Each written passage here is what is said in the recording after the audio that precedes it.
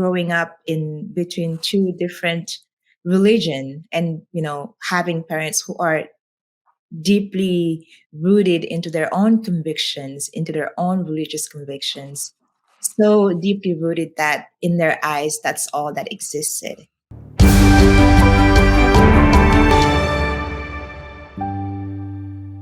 Everybody, welcome. My name is Stacey Urig. I want to introduce my first guest. Her name is Arame Ndoye. I was gonna ask you this before we started, but I just want to make sure it's Ndoye. Is that correct? Yes. Okay. Wanted to make sure I got that right. So it's Arame Ndoye. And Arame is one of those people that I met at the end of last year, November, at an event for rapid transformational therapy practitioners. And we just clicked. And we ended up going out to dinner with a group of gals afterwards. I ended up driving her back to Penn Station, and we just was like a quick sisterhood. And so when I came up with the list of people that I wanted to interview for the first half of the series, Arame was for sure at the top of my list. So I want to welcome you here today. Thank you. Thank you so much for that beautiful intro. And thank you for really putting this platform together. I love the name. I love what you're doing. And I could not be more excited to be here. So thank you for having me. Thank you. So Arame, maybe you can just take a moment to share with people what it is that you do before we get into your particular story and maybe how they connect. Mm-hmm. So I started out really as a holistic coach, and that was really through my own experiences that I decided, I felt like I needed to do more, and that's how I started as a holistic coach. And then at some point, I felt that I needed more sort of like experience into whatever it is that I wanted to do, and then I came across hypnotherapy, and it really it resonated with me. That practice resonated with me so much that I was like, oh, wow, I want to learn more about it. And that's what got me into rapid transformational therapy, which I did the whole process and I practiced, and I got my license. And now it's part of what I do as a holistic coach and also an RTT practitioner. And bringing those two together is just like a great marriage almost, because it really fits. Now, can you explain to people who may not be aware of what is a holistic coach? How would you define what that is? For me, when I think of holistic coach, is like, some people I feel like call it life coach, but holistic coach for me is like bringing where you're seeing everything as a whole, because like the mind and the body and like all the different aspects of our lives are connected. Usually if one part, like let's say our, it's like emotional is not really affects our physical, and it also probably affects our finances and our relationship with other people. So I see everything as a whole, and it's sort of like trying to balance it out. Like you have to have a balance between all of those things. And it's good to have a place to start. I think the place to start is the emotion, and that will sort of like see through different aspects of our lives. But it's good to have a foundation emotionally and then see everything else as a whole. I love it. Always connected. Always connected, which, I believe wholeheartedly. So that can be a great segue into your particular story. Prior to coming on, you and I kind of dove in a little bit on the side about what it is you might want to talk about today. And so I was able to share a little bit of that just in the blurb about the fact that you grew up in Senegal with two parents that came from two very conservative religious backgrounds. So without getting any deeper, I want you to share what that was like and what kind of challenges did that present for you holistically for yourself? The word that comes to mind is confusion. It was quite confusing for me because, and also it's like really sort of the opposite of freedom. Is the best way to describe it. It's like growing up in between two different religion and, having parents who are deeply rooted into their own convictions, into their own religious convictions, so deeply rooted that in their eyes, that's all that existed. So my father is still a devout Muslim, and my mom is a devout Catholic. So I was in between. So, I was raised a Muslim because I spent most of my time with my dad. But then there was times that also I spent with my mom, and, she was all about Catholicism and, Jesus Christ. And then my dad is all about Muhammad and, reading the Quran. So I felt like I was in the middle and like this confusion because each part is like, okay, this is the better part or this is the better part. And me, like as a child, thinking, well, if I take this part, then I would be denying the other part, but I would be denying my mother. And if I chose my mother's religion, then I would be denying my father. For me, it was like this the love for me I had connected it to love, so it meant if I chose Islam I would be not loving my mom, or if I chose Mm. like Catholicism I would not be loving my dad. That was my understanding at the time. So that was it. It left me feeling torn, but also feeling like I was not connected to either one of those religions, but I felt like I had to choose. And then there was a time where I was like, oh yeah, I'm going to move towards that. And I think it was probably like in my teens or so. And then this whole time I had living with my dad, who's like, okay, you have to pray 5 times a day. You have to fast. You have to do this, all of which I did, but I did it just out of fear. It was just pure fear. Ah, Because my dad said, have to do it. And I was like, yeah, I have to do it, out of fear. I would go to hell. Or if my dad asked me, I must lie and say that I did it. So rather than that, just do it. And then I would go to my mom. She's like, yeah, let's just pray and see. So it was a long time of confusion, a long, long time of just let me feeling. ask you this, because this is what I'm hearing in my head is, at what point did you just feel, or did you ever feel that you were just wrong? That you were not, I don't want to use the word correct, but that you were, if you were practicing Catholicism with your mother, you were going against the Muslim beliefs and therefore you were wrong, you were sinning. And if you were praying 5 times a day and fasting, then you were sinning in your mother's eyes. Like, I guess the sin is the part that I guess is what's coming to my head. Like, did you ever feel like you were good enough on any of those fronts? Was that an issue? That's the funny part, I guess. Well, now it's funny. I never felt good. You I never never felt what? I never felt good enough because I felt like those at the time, what I realize now is those ideals were just at a place where you could never felt good enough to reach it because it's so idealistic. Like you had to be like God is outside of you and you just have to always keep reaching for it, always keep reaching for it. You're never going to be good enough. So having that like mindset at the time, either one was not like, I was just like, yeah, you're going to hell most likely because you're not really doing things the way it's supposed to be. And it was torturous for a while. And as Can I you got describe what that means, torturous? Like, what does that, because that's what I'm thinking in my mind. Like, how was this getting embodied in you? a lot of like not feeling worthy, just not feeling worthy, not feeling enough, feeling that like all the good things are outside of me, that there was really Oh, goodness in me. It had to be out there. And I always had to go outside of me to get it. I had no idea that I could actually find such a thing within me. It was always me looking for it outside. And it turned into, for a while, looking for it in men, like just going out and just dating the wrong people and hoping that I could find whatever is this fullness that I was looking for. It's just like had this whole confusion about looking for it outside of me for a long time. and how long do you think that lasted? Oh my God. I want to say at least 35 years. Like I'm 43 now. Right. It's like until up to I was 35, I was always looking for outside validation, always looking for the joy and the happiness and that feeling of fullness outside of me.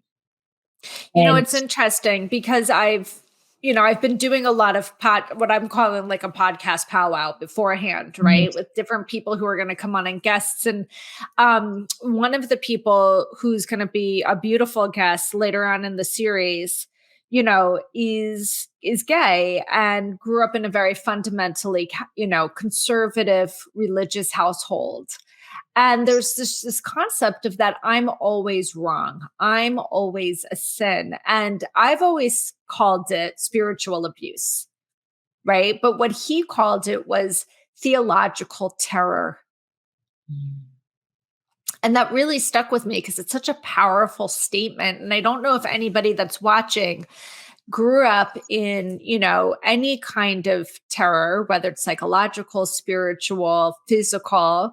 But when you're just feeling scared all the time of not doing enough, not being enough, um, how does that show up above and beyond not feeling worthy and the habits that come out of not feeling worthy? Did you have a physical sensation in your body? Like, I'm the kind of person that I'd probably walk with that pit in my stomach all the time, or the heaviness in my chest. I always have a physical reaction. Did you have that? I sure did, and it was the heaviness in my chest, like the solar plexus feeling of heaviness for just really for no good reason, honestly. But it was just my perception of everything around me based on my own experiences. I perceived things as I got older, I perceived things differently. And I just saw everything through the lens of fear. I was a very fearful person. Everything was, I just derived fear from it for a long time. And that's just how I lived my life, in fear. And it's not a great place to be, but it comparing that then to where I am now, I I have no regrets. I have no regrets whatsoever. I feel like all it did was just help me understand what I wanted, because I knew, like, I was feeling fear, but then I also knew that I didn't want the fear. Then the question became like, when the question was like, okay, then what do you want? You don't want fear. I want the opposite of fear. And what's the opposite of fear? It's peace. It's a Mm. peace of mind. It's ease and all those things. And then the work became to just always allow myself to feel that through, meditation or hypnosis or exercise or any of those things that could just allow me to release some resistance as I went along. That's what I wanted to get into. It's such a great segue. So, what did you do? Because for anybody that's watching that maybe is still stuck in that fear, still stuck in that not enoughness, has that physical sensation, isn't showing up in life because they're constantly afraid, their lack of self confidence is enormous. What did you do? What were the steps that you took? I'm assuming it wasn't just one thing. No, it wasn't. And looking back now, I think I did things backwards. Is there really an A to Z linear thing? Exactly. You're so right about that. And it's not linear at all. But my own experience was I did do meditation a lot, but at the time I really didn't like understand the whole point of the meditation. It was more of a chore for me because I heard everybody say meditate. I was like, oh God, I have to get up and meditate. So it was really a chore. It wasn't until I sort of talked myself into enjoying it, and that didn't happen overnight whatsoever. It was a process of just, okay, let's just do it for 5 minutes. I don't have to freaking meditate for 15 minutes even. Like, let's just do 5 minutes and see how it goes. And 5 minutes became, oh, actually that's not so bad. And like it increased it a little bit. I'm starting to like this, and I started to get into the groove of things. But again, it's like it's a process. And if I learned anything with the whole thing, is just like, remember that it's a process and it's not a linear process. And there's going to be ups and downs, but throughout the whole thing, just remember that it's unfolding and you are always unfolding. So, what did the meditation do for you? Because for people that are watching, they probably feel the same thing. Oh, I've tried it. It doesn't work. I can't quiet the chatter in my head. I have some friends and some peers who literally meditate every single day. They've literally told me it's like taking a shower. They can't go a day without it. And they meditate for like a few hours. So I've never done that. I've never even attempted that. I can't even say I haven't, I can't do it because I've never attempted that. What is it that you gain from meditating, and how do you do it? What is the process? For me, my process now, I mean, like I've done different processes. I've done like 5 minutes. I've done 1 hour. Right now, it's about 15 to 20 minutes. And for me, it's listening to white noise currently. I've done like the healing sounds, but right now it's like the just regular noise. And my favorite one is the sound of a fridge. It's like hearing a fridge and just that noise. It's like it's a sound, but it's blank. It's so I do my best to just focus on that sound because it's not like up and down. It's not all over the place. It's just monotone. And that allows me to just calm myself down and calm the chatter a little bit. But the thing with meditation, what I've realized is that when I try too hard and telling myself I'm trying too hard, even that is trying too hard. And so what helps me is just to like notice whatever it's coming up and not try to get it out of my head. Just like notice it. Okay, I see that. And then, okay, I'm going to go back to the sound of the fridge. Mm-hmm. And Mm-hmm. then another thought, random one will come. And I was like, okay, notice it and then go back. Because when you're trying to, when you hear like, oh God, I don't want to, I just messed up my meditation. And then, yeah, it's like a self-fulfilling prophecy. It's just like we all, that's what they tell you. Like when you notice it and just allow it to let go and focus, bring your mind back to that, whatever that thing it was. I don't think it's about totally never ever having a thought. I don't think that's what meditation is about. I think it's about just developing the ability to bring your mind back to the moment and to that sound or whatever it is that you intend to Now, focus. when you meditate, because I have some friends that do TM, which is transcendental meditation, where they're given a mantra to repeat over and over and over again. I have some people that chant when they meditate. Do you do any of that, or do you just stay silent and just, because what I've been told, and one of the reasons why I wanted to do this interview and it was so fascinating to me is you grew up with two very strict religions. I grew up with no religion. So what I've been told often is prayer is you asking for something from God, and meditating is you listening or being open to receiving. So what do you do? What's your process? And then when we are finished with that, I want you to share some of the other things that you did in your healing. Yeah, my own meditation, I don't know if I have a way of describing it in terms of, um, going with God or connecting. What it allows me to do is just to quiet my mind. And then like with those mantras in transcendental TM meditation, I use that when my mind has been on overdrive for a while. So that's like, this is when everything else fails, then I go for the mantra because it really helps to focus you because you're repeating something. But for the most part, I just put a white noise on and I just sit there, put my timer on and sit there for 15 to 20 minutes. And sometimes when it feels like pulling teeth, then I will stop Mm-hmm, mm-hmm. because I I don't. like that. You give yourself the grace. Yeah, if it feels like pulling teeth and it's too hard, I don't see the point of, that struggle. Just Mm-hmm. take a break from it. When you So feel, you meditate. What else was part of your healing from this feeling not enough because you couldn't connect in the way that you wanted, because everything you were trying to connect to was outside of yourself, yeah, right? yeah. I did do psilocybin mushrooms. I did that a few times, and Can you tell me about that? Because I was just on I was watching a Q&A yesterday with Bessel van der Kolk. He mm, was doing a Q&A for this book club for Body Keep Score, and he's been talking a lot about psychedelics mm. and psychedelics as a way of tapping into the core and the root and exploring trauma and releasing it. So are the mushrooms in that sense, are they considered psychedelic? Yeah, they are So psychedelic. tell me about that because I'm fascinated. Um, like I would just say, I don't know that it's for everyone. It is really a personal choice. Um, Right.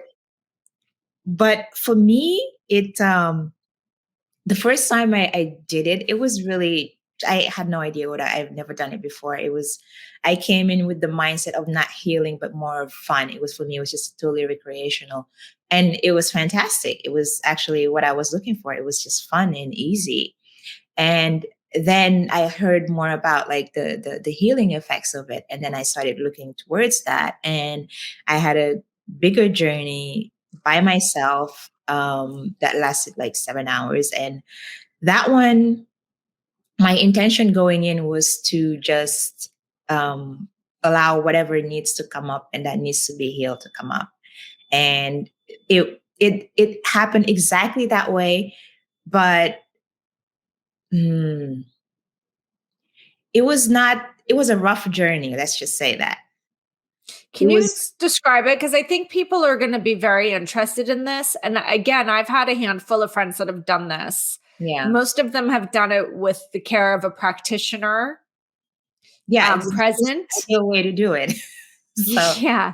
Um, it- because I think it's going to be, I don't want it to be too esoteric. I want people to really understand what it means to do this process. So I'm glad we're talking about this. So, can you explain what the process is, what the point of it is, um, what you were hoping to get out of it, and why it was, and I'm going to put in quotes, ref?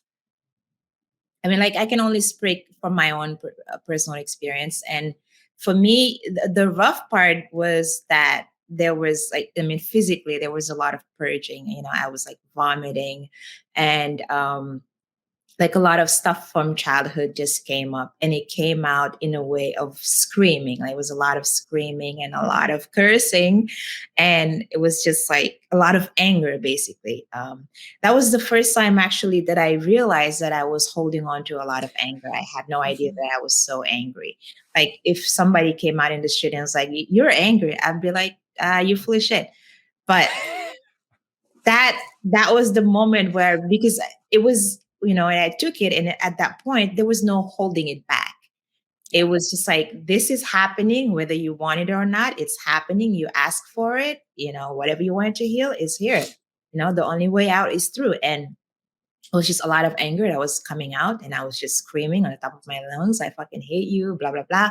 And so what I've realized from my own personal experience is that whatever you are, wherever you are in that moment, wherever mood or emotional state you are in, or that you are vibrating in, it's going to be heightened. Yeah. And would you say you have no, so the human experience is to hold the shit in, right? Right. So Right. like, so if you are taking a psychedelic, and I'm just so glad you brought it up because I didn't know that part of your journey, and it was a big part of this Q&A yesterday with Bessel.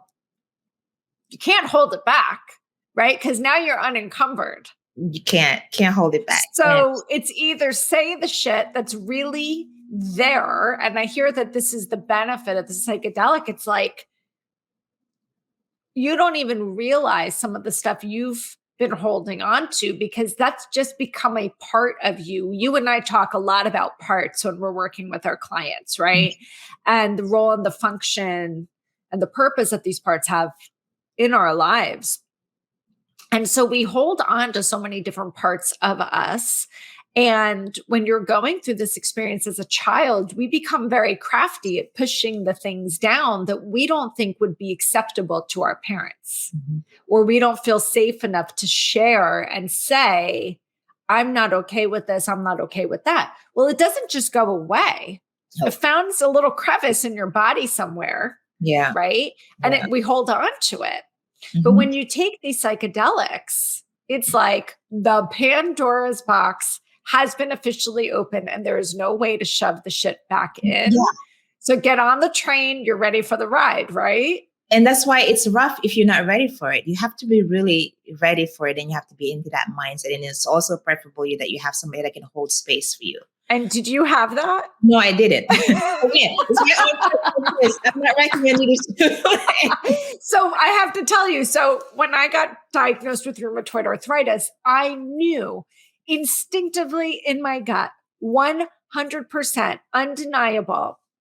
that all the inflammation that was showing up in my body, that every single doctor I ever went to was like classic rheumatoid arthritis, classic rheumatoid arthritis, classic rheumatoid arthritis, I knew was not rheumatoid arthritis. It was diagnosed as such because they're clinicians. That's what they have to do.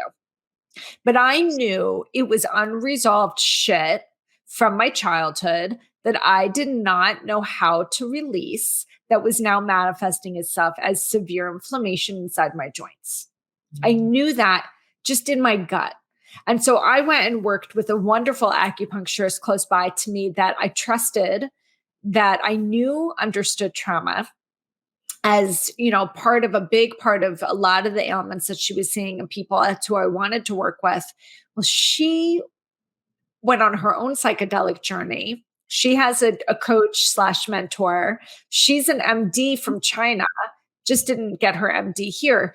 And while I was working with her, she flew out to the West Coast over Thanksgiving. That must have been 2020.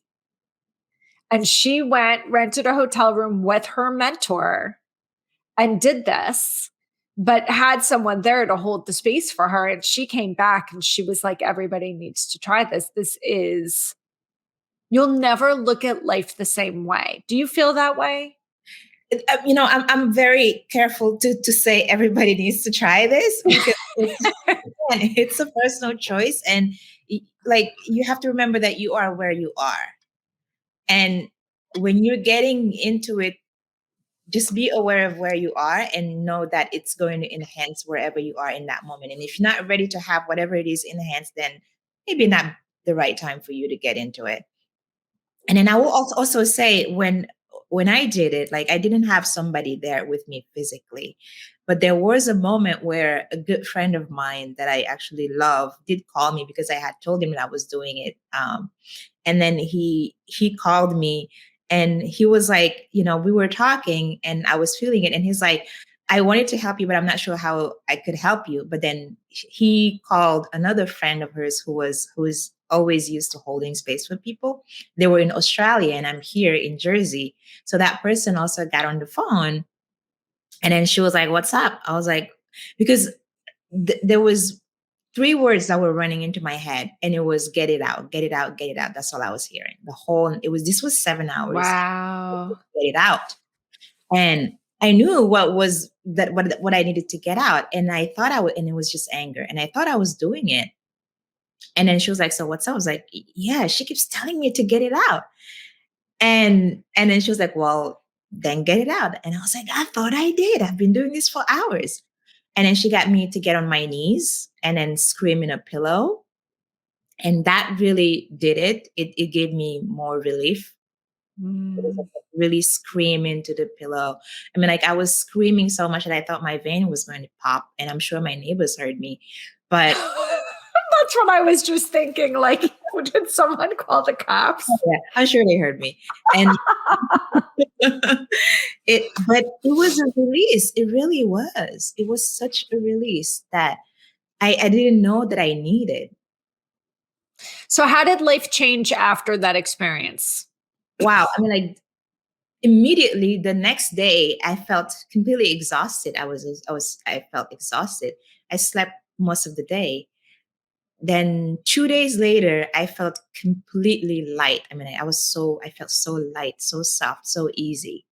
And ever since then, I haven't done major journeys like that, but I did my best to, like, enhance that, feeling, and that knowing that the things that I've been looking for are inside me. In fact, it's not out there. It's always been inside me. And, like, I had the knowing that just keep looking inside you and be kind to yourself. Like, that's the biggest thing. Keep being kind to yourself and just look inward, which I kind of knew for a long time, but I didn't know what it really meant. Well, it's funny that you say that, because you and I both are hypnotherapists, right? And so we use rapid transformational therapy as part of our hypnotherapy practice. And it's kind of the same with that. It's like, consciously, with your conscious mind, certain things, But the meaning and the understanding of what you know in hypnosis Yeah. is very, very different. Would you agree? It is. It is because like it's one thing to know the thing, it's another thing to truly internalize it and actually practice it. And the only way to internalize it is to start practicing it little by little and not expect it to work out and happen overnight. Things take time to unfold. And it's good to remember. All right. So we meditated, we mushroomed, and what else did you do? What else was a part of this Hypnosis was process? also a part of it. Hypnosis came later on. I did meditation and I did psilocybin and I did hypnosis. Hypnosis was the latter part of it. And hypnosis was like the really awesomely gentle side that I love so much. And it taught me that like I can relax. Like I can relax and I can focus and I can go deep inside myself. Mm-hmm. And there's it also like made me help me understand and there's like a million and one ways of healing, but which one is like more in line with you?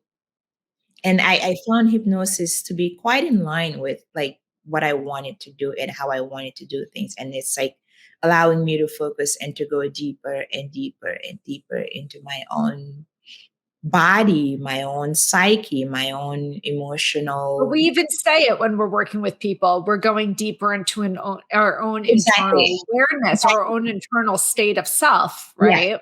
Yeah. Yeah, it is gentle. And I'm glad that you brought that up because it's mystical and magical, but it's not, right? It's science, it's actually neuroscience Yeah. based, but it feels magical.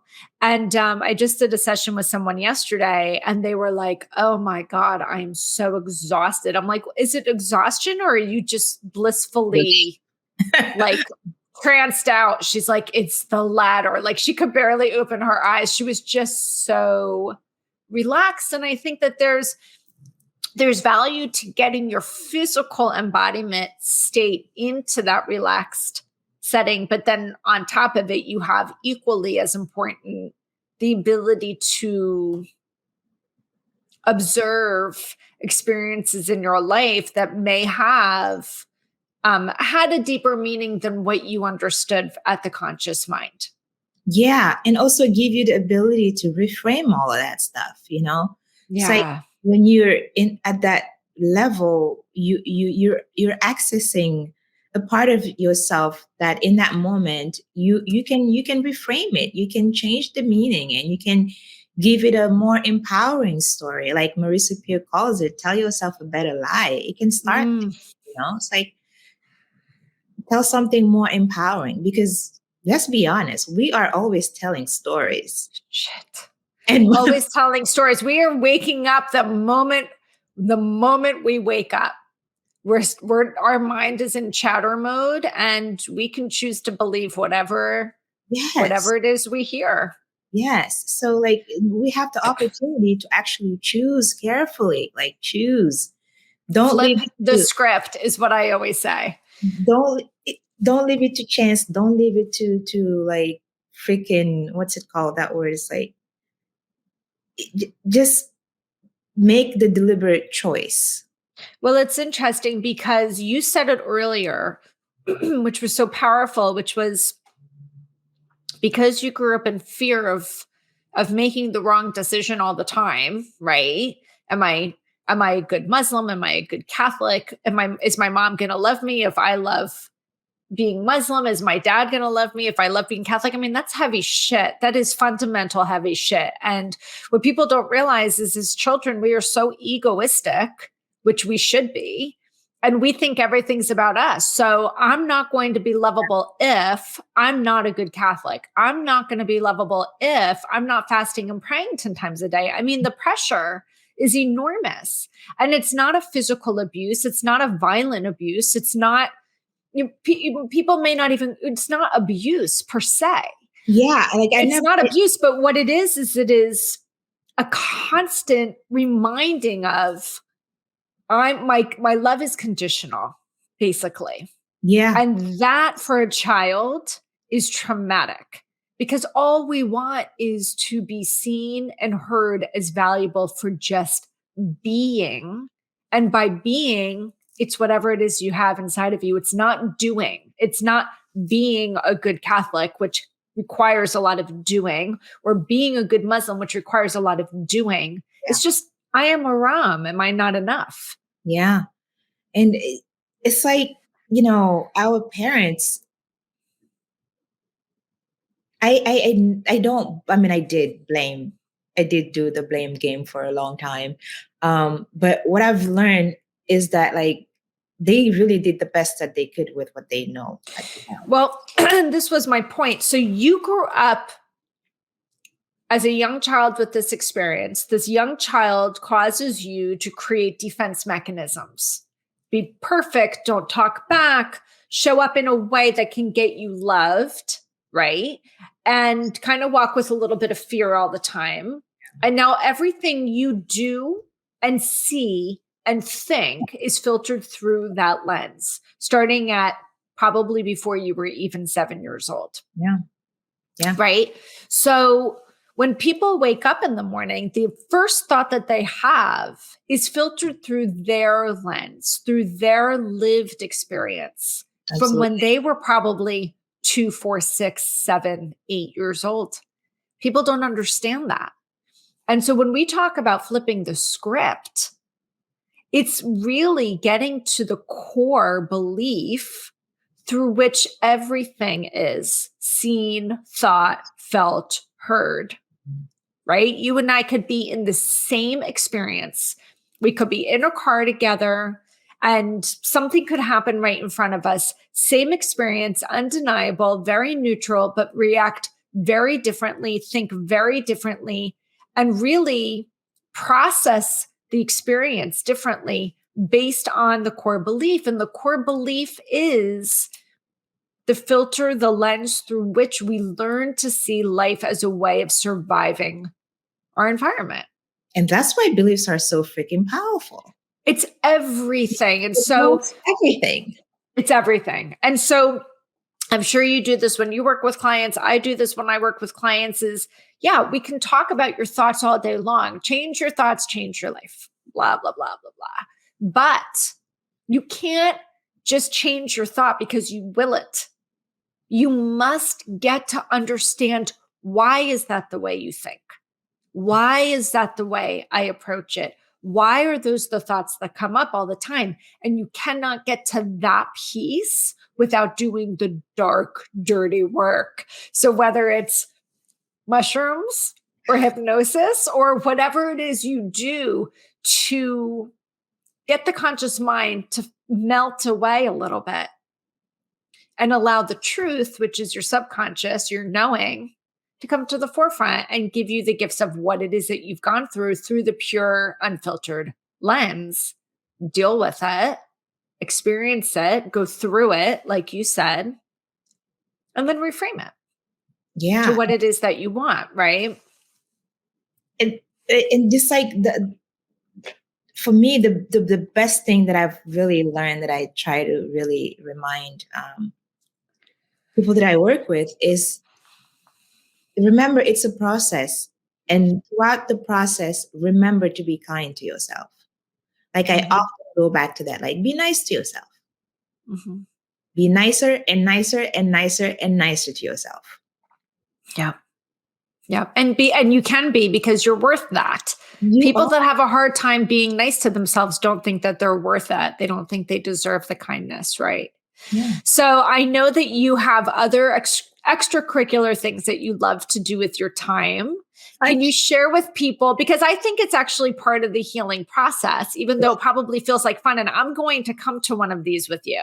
I'm going to get my ass all the way. I'll pick you up and we will go all the way into Brooklyn. Yes, totally. I want you to share with people what it is that you do that I just think is so much fun. And that's something I'm trying to do, is instill more fun into my life. So tell people about this experience? Oh my God, I rave about it. I love talking about it. And it's called Five Rhythm Dance. It's like a type of, it was created by Gabrielle Roth.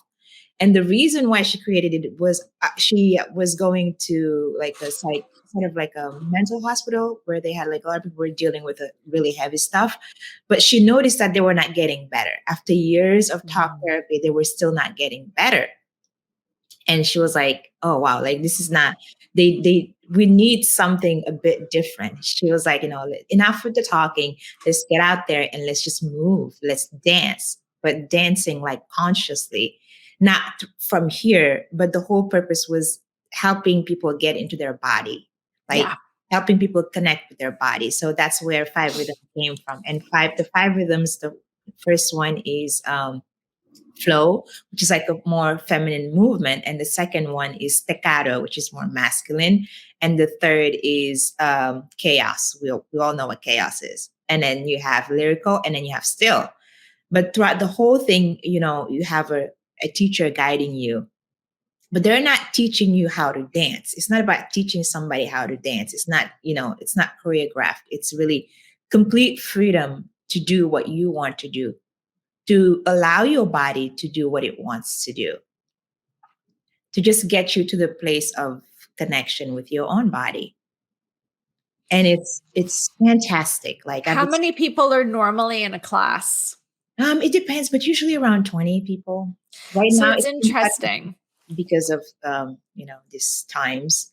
But they also have it outdoors and indoors, but it's just fantastic. I mean, like the thought, I didn't know that, like, I had no idea that you could just do whatever you want to do, allow your body to do what it wants to do. It is such a powerful thing to know. And how long have you been doing this? It's going to be a year this summer. Wow. So it's interesting. It's so funny. All the things that you're talking about are so many of the techniques that I've been reading about in this book, The Body Keeps Score. And I'm reading that book for a current course that I'm in right now, but it just happened to be that the person that wrote it, his name is Bessel van der Kolk. He owns and runs and is the head of the Trauma Research Foundation. And if anybody studies trauma, understands trauma, they know he's like the godfather. It's like him and Gabor Mate in my mind are like the godfathers of trauma. So this particular book, even though I have to read it for school, simultaneously and just coincidentally, the Trauma Research Foundation was doing a virtual book club on it over a course of 6 weeks. And in the last book club meeting that they were having for this book, Bessel van der Kolk was coming to answer questions and answers. So I got to watch this thing live. Anybody can go watch it. It's on YouTube. But I got to watch him live yesterday answer questions from our book club about things that he's written about and things that he's learned about as a doctor for 45 years in this space. And, he's basically a doctor of trauma, which doesn't exist, right? But that's basically what he is. And what he talked about yesterday, above and beyond the psychedelics, and he was tapping into that there's just not a lot of research done, but from what he's seen so far, it's like literally a game changer. But he talked about movement and body. And what he said was so interesting. He said, we walk around, when you talk about not feeling enough or not being worthy, you can replace that with I'm a nobody. Right? And so what he was saying was the more you say to yourself, I'm nobody, I don't matter, I'm not worth it, I'm undeserving, you're seeking it outside of yourself. You're not connecting with your soul, with your body. And so he talked a lot yesterday about movement, dancing, drumming, singing, things that you can do with your body to remind yourself that you are somebody. And like, I don't know, I had never heard of it that way, but it was like a mic drop aha moment for me. So as you're talking about all of these different pieces and the 5 steps, and it's all in alignment. And I think the ultimate thing to take away from that, and this as a holistic coach, is we're constantly seeking guidance on feeling better. We're constantly going to clinicians, therapists, psychologists, psychiatrists. What can I do to feel better? But there's so many resources available to you through coaching, through somebody that has done the work like you have, to really find your own set of tools to heal. And like you said earlier, to go through it. Yeah. Right. And it's above and beyond talk therapy. It's a holistic experience. You know, I definitely want to, I'm not ready to do psychedelics. I am like such a chicken when it comes to shit like that. Like, honestly, I am such a chicken. But the movement, the dancing, I would be so incredibly awkward. And I know that, but I think that's kind of Well, the that's whole the thing. point. That's the whole point, right? Yeah, it's like getting into it. I was like, oh wow, it's going to be awkward, but there's no such thing. Like when you're in there, the word doesn't even exist. Nobody cares. When do you Like, go again? if your body feels like sitting down for 2 hours, then you sit down for 2 hours. Nobody cares. Yeah. It's your healing experience. That's it. All right. So how can people find you, work with you? If people like your vibe, they're curious, maybe they just want to know more about your story, more about some of these experiences. What's a good way for people to connect with you? So yes, you can definitely find me on aramndoye.com. That's my website. There's a link. Can you spell it out? And I'm going to put it in the, I'm going to try to create a banner for it. But it's ARAMENDOYE.com. So my first and last name.com. That's my website. And you can get on there. I tell parts of my story there. And you can also schedule a call on there too for just a consultation call. We can just chat about anything that you want to talk about.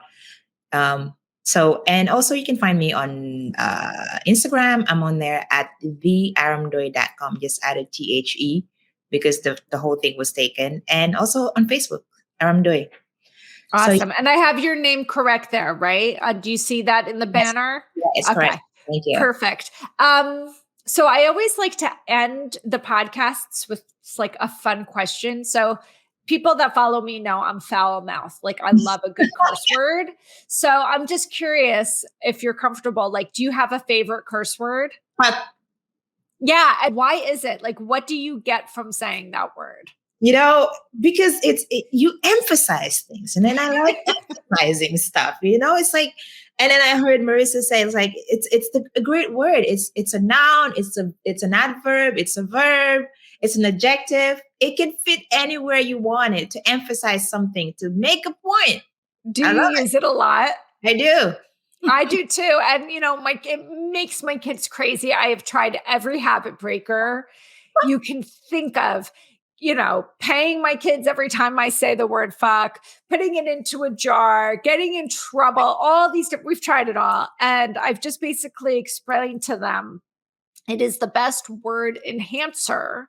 It is the best sentence enhancer. And as long as you don't use it against someone, like use it as someone's, you know, calling someone, whatever.